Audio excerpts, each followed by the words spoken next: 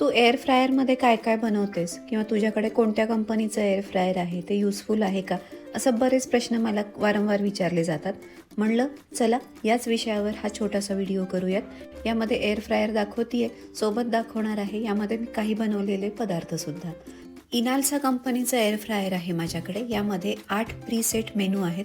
शिवाय मध्ये मेनूचं जे बटन दिलेलं आहे ते दाबल्यानंतर आपल्याला इथे हे सगळे डिस्प्ले होतात.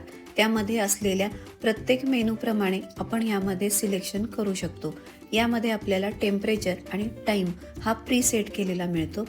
या व्यतिरिक्त आपण आपले पदार्थ काही बनवायचे असतील तर याप्रमाणे इथे आपल्याला टाईम आणि टेम्परेचर दोन्हीचं सेटिंगसुद्धा मिळून जातं. प्रीसेट मेनूपैकी जे तुम्ही सिलेक्ट केलेलं आहे ते इथं ब्लिंक होताना आपल्याला दिसतं.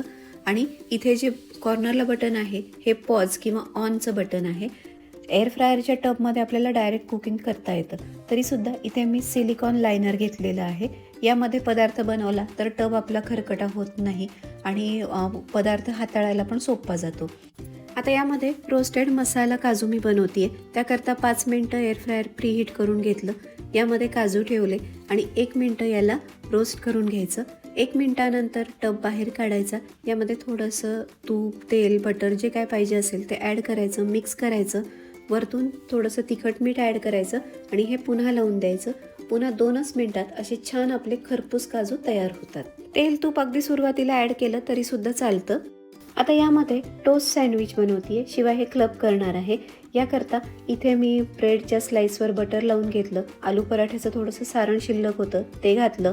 यावर चीज स्प्रेड केलं, थोडासा सॉस लावला आणि हे सगळं छान क्लब करून घेतलं. वरतून पुन्हा थोडंसं बटर लावायचं म्हणजे अजून छान याला टेस्ट येते. आणि हे डायरेक्टच आपल्याला पॅनमध्ये ठेवायचं आहे. यानंतर 3 मिनटासाठी मी हे फक्त रोस्ट करून घेतलं आणि आपण बघू शकतो कलर तर खूपच सुंदर आला आहे, पण अतिशय कुरकुरीत झालं आहे.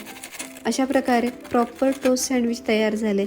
अगदी झटपट आणि कुरकुरीत, जसं काही बाजारातून विकत आणावं असं हे सँडविच झालंय. संध्याकाळी खाण्याकरता जर आपल्याला चिवडा करायचा असेल, मग तो पोह्याचा असू देत नाही तर मुरमुऱ्याचा असू देत, हे डायरेक्ट टबमध्ये ॲड करायचं.